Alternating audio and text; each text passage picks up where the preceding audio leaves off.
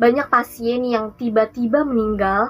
Hal yang bikin publik curiga bukan hanya karena dia meninggal guys, tapi ibu ini secara tiba-tiba mengubah wasiatnya dan meninggalkan seluruh hartanya ratusan ribu pound kepada Shipman, bukan keluarganya sendiri. Kasus Shipman bikin geger seluruh Inggris guys, bahkan dunia. Itu karena seorang dokter yang orang-orang pikir nggak mungkin menyakiti pasiennya sendiri, ternyata membunuh ratusan orang dalam jangka waktu puluhan tahun aja. Assalamualaikum guys, ketemu lagi sama aku Aziza. Jadi guys, hari ini aku mau ngebahas kisah nyata seorang dokter yang dipercaya oleh ribuan pasiennya, tapi ternyata menjelma menjadi salah satu pembunuh berantai paling mematikan dalam sejarah modern dunia. Namanya adalah Harold Frederick Shipman, sering disebut sebagai Dr. Death karena jumlah korban yang mengerikan. Oke, sebelum lanjut ke videonya, pastiin dulu kalian udah like video ini, komen pendapat kalian untuk cerita ini nantinya, dan yang terpenting jangan lupa subscribe dan klik lonceng notifikasinya biar kalian gak ketinggalan sama video menarik lainnya dari channel aku.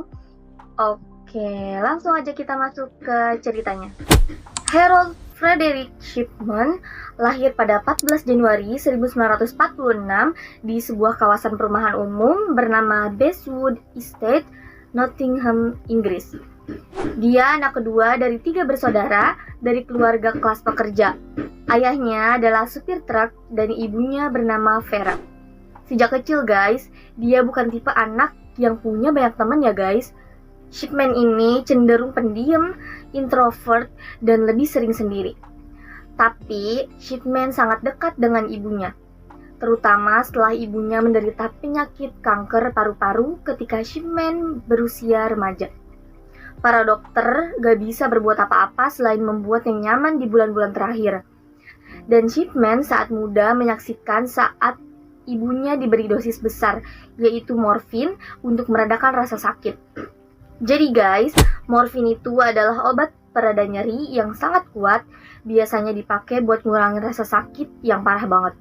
Secara medis, morfin ini adalah opioid kuat yang menekan rasa saraf pusat, mengurangi rasa sakit secara signifikan, dalam dosis tinggi bisa memperlambat pernafasan, dan overdosis bisa menyebabkan kematian. Nah, pas ibunya dikasih morfin, Shipman ada di situ. Dia lihat langsung gimana ibunya kesakitan banget, lalu setelah disuntik morfin, rasa sakit itu reda. Dan sampai akhirnya guys, ibunya Shipman meninggal pada 21 Juni 1963 ketika Shipman berusia 17 tahun. Itu jadi pengalaman yang ngaruh banget ke kehidupan dan pola pikirnya Shipman. Banyak yang bilang itu semacam awal terbentuknya Shipman terobsesi pada kematian dan obat-obatan. Jadi maksudnya di sini bukan berarti sejak saat itu dia langsung pengen jadi pembunuh. Nggak gitu ya guys. Jadi maksudnya lebih ke arah psikologis seperti ini. Shipman menyaksikan sendiri kan bagaimana obat itu bikin rasa sakit ibunya hilang, bikin tubuhnya makin lemah, sampai akhirnya ibunya meninggal. Dari situ guys, dia tahu bahwa obat bisa mengendalikan kondisi seseorang, bahkan mendekatkan kematian. Shipman melihat dokter punya kendali. Dokter memberi morfin terlihat seperti orang yang bisa mengurangi penderitaan, menentukan dosis, dan secara nggak langsung berada di posisi yang sangat berkuasa atas kondisi pasiennya. Pengalaman itu diduga bikin Shipman sadar bahwa profesi dokter punya kendali besar atas hidup dan mati seseorang. Beberapa analisis kriminal menduga pengalaman emosional yang sangat kuat itu membekas dalam pikirannya Shipman, membuat dia tertarik pada dunia medis, dan mungkin menanam rasa penasaran terhadap proses sekarat dan kematian. Tapi penting banget guys, itu adalah analisis dan dugaan para peneliti ya guys, bukan pengakuan langsung dari Shipman. Setelah ibunya meninggal itu guys, Shipman ngotot banget buat jadi dokter. Dia masuk ke Leeds School of Medicine di Universitas Leeds. Dan walau sempat gagal ujian dulu guys, akhirnya Shipman lulus dan jadi dokter pada tahun 1970. Di kampus dia juga ketemu perempuan bernama Primrose May Oxtoby yang akhirnya dinikahi pada tanggal 5 November 1966. Dan karena mereka udah nikah ya guys, Shipman dan istrinya dikaruniai 4 orang anak. Setelah jadi dokter, Shipman kerja di Pontefract General Infirmary sebagai dokter magang. Dan setelah itu mulai praktek di klinik keluarga General Practice di Todmorden, Yorkshire. Pada tahun 1972, Shipman adalah seorang dokter muda berusia 26 tahun yang ditugaskan untuk merawat Suzy Garfield, seorang anak berusia 4 tahun yang menderita pneumonia. Ibunya kemudian mengatakan kepada komisi penyelidikan Shipman bahwa dokter muda itu mendorongnya untuk minum teh di kafetaria rumah sakit, sementara dia menjaga anaknya. Ketika dia kembali 10 menit kemudian guys, anaknya sudah dalam keadaan meninggal. Fakta bahwa kematian terjadi begitu cepat menimbulkan kecurigaan bahwa Shipman entah bagaimana mempercepat kematian tersebut, kata ketua komisi penyelidikan, yaitu Dame Janet Smith pada tahun 2005. Kematian gadis itu tidak menimbulkan kecurigaan pada saat itu guys, dan Shipman segera menyelesaikan magang rumah sakitnya dan bergabung dengan praktik swasta di West Yorkshire. Nah guys, disinilah mulai bagian yang gelapnya. Di pertengahan tahun 1970-an, beberapa kolega dan staf medis di tempat prakteknya mengamati hal-hal aneh, di mana obat-obatan kuat seperti petidin hilang dari stok tanpa jejak yang jelas. Setelah diselidiki guys, ternyata Shipman telah menyalahgunakan resep obat itu untuk diri sendiri, alias Shipman kecanduan obat-obatan kuat. Shipman akhirnya ketahuan dan dihukum dengan denda dan peringatan. Tapi nggak dipecat sebagai dokter ya guys. Dia dipaksa masuk rehabilitasi sejenak untuk kecanduan itu. Tapi faktanya dia tetap bisa kerja sebagai dokter lagi guys. Setelah urusan obatnya mereda, Shipman mulai praktek sebagai dokter umum di Donnybrook Medical Center di Hyde, Greater Manchester sejak 1977. Dia kelihatan seperti dokter yang penuh perhatian, berdedikasi, dan bisa dipercaya. Atau paling enggak, itu yang orang pikirin tentang Shipman. Di sini guys, dia jadi makin dihormati oleh pasien, terutama orang yang lanjut usia. Shipman ini dikenal ramah dan profesional. Tapi di balik semua itu guys, secara diam-diam, dia mulai mengamalkan suatu kebiasaan yang sangat mengerikan guys. Ini bagian yang paling buat merinding sih guys. Selama hampir 2 dekade lebih, Shipman melakukan aksi yang gak pernah disangka siapapun. Dia membunuh pasiennya sendiri yang kebanyakan orang tua dengan cara yang dingin. Maksudnya, memberikan suntikan dosis besar opioid seperti diamorfin atau morfin yang menyebabkan kematian. Sebelumnya hampir gak ada yang curiga guys, karena dia adalah dokter yang dipercaya pasiennya. Jadi kalau ada pasien meninggal setelah kunjungannya, dia bisa menandatangani sendiri sertifikasi kematian dan bilang itu karena sebab alami, misalnya usia, penyakit, dan lain-lain. Banyak pasien yang tiba-tiba meninggal ketika keluarga masih merasa baik-baik aja beberapa jam atau bahkan hari sebelumnya. Tapi karena Shipman dokter mereka guys, orang-orang cuma anggap itu karena usia atau penyakit yang udah lama guys. Kebanyakan korbannya adalah wanita lanjut usia, tapi ada juga beberapa laki-laki. Dan bahkan laporan resmi menemukan beberapa kematian yang mencurigakan dari masa awal karirnya di rumah sakit. Selama bertahun-tahun, orang gak ngeh guys. Tapi akhirnya, awal tahun 1998, mulai kelihatan yang aneh guys. Seorang dokter kolega melihat bahwa angka kematian di pasien Shipman terlalu tinggi dibanding dokter lain di daerah itu. Terutama kematian orang tua yang lewat begitu aja. Dia melapor ke otoritas kesehatan guys.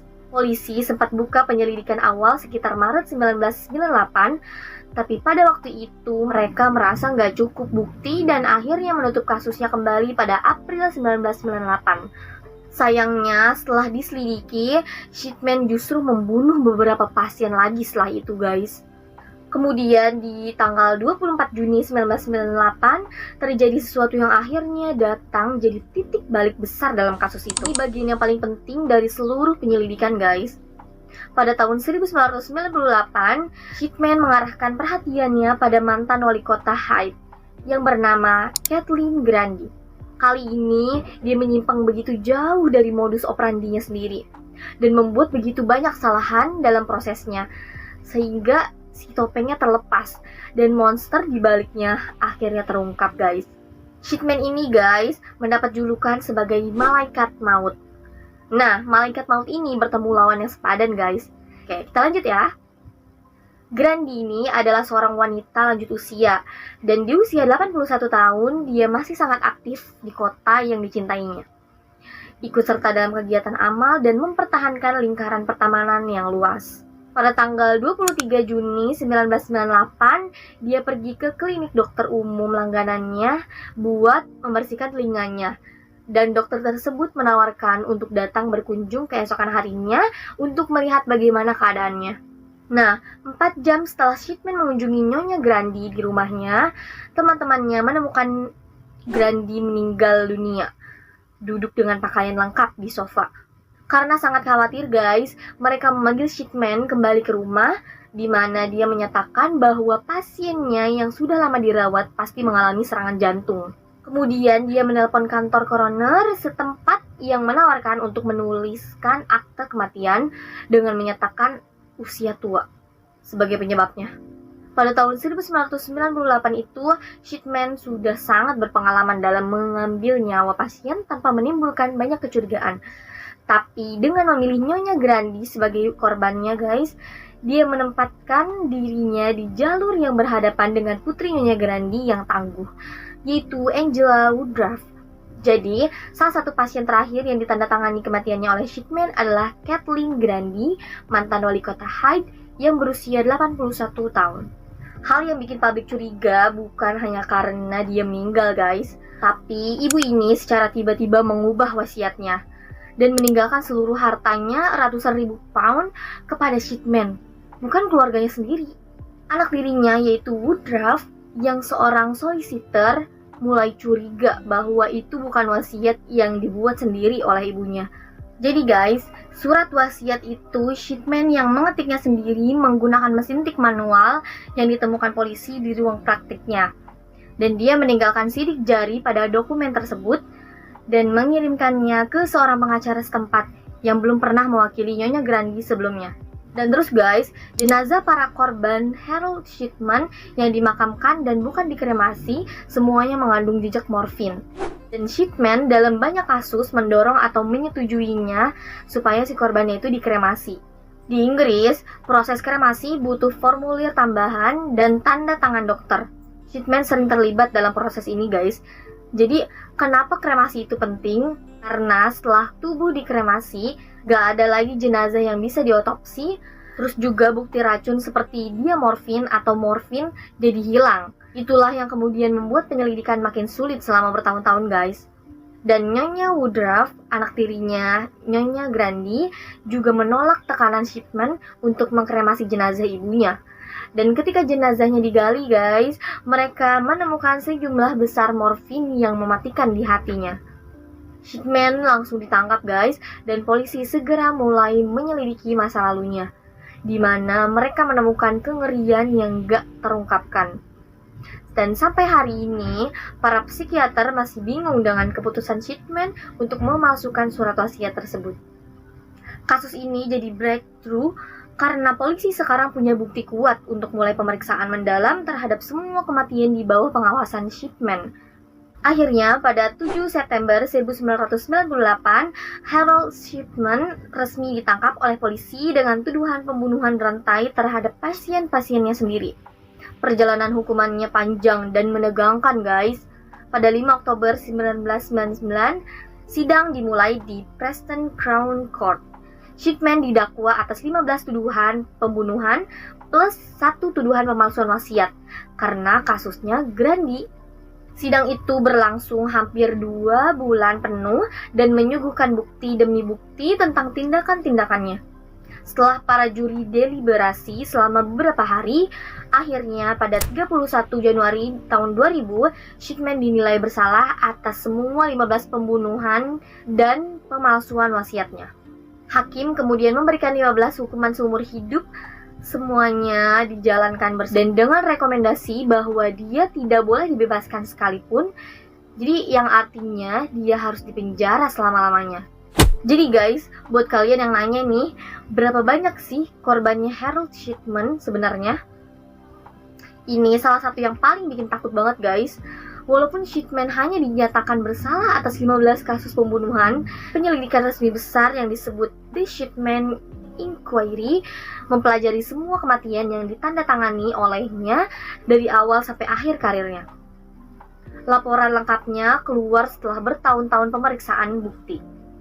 Laporan terakhir yang menyimpulkan bahwa Shipman kemungkinan besar telah membunuh lebih dari 250 orang antara tahun 1971 dan 1998. Banyak kematian yang gak bisa dipastikan secara hukum karena kurang bukti, tapi pola dan modusnya itu sama. Mayoritas korbannya adalah wanita lanjut usia yang sebenarnya nggak memiliki penyakit serius, yang membuat pembunuhan itu makin tragis. Kasus Shipman bikin geger seluruh Inggris guys, bahkan dunia. Itu karena seorang dokter yang orang-orang pikir nggak mungkin menyakiti pasiennya sendiri, ternyata membunuh ratusan orang dalam jangka waktu puluhan tahun aja.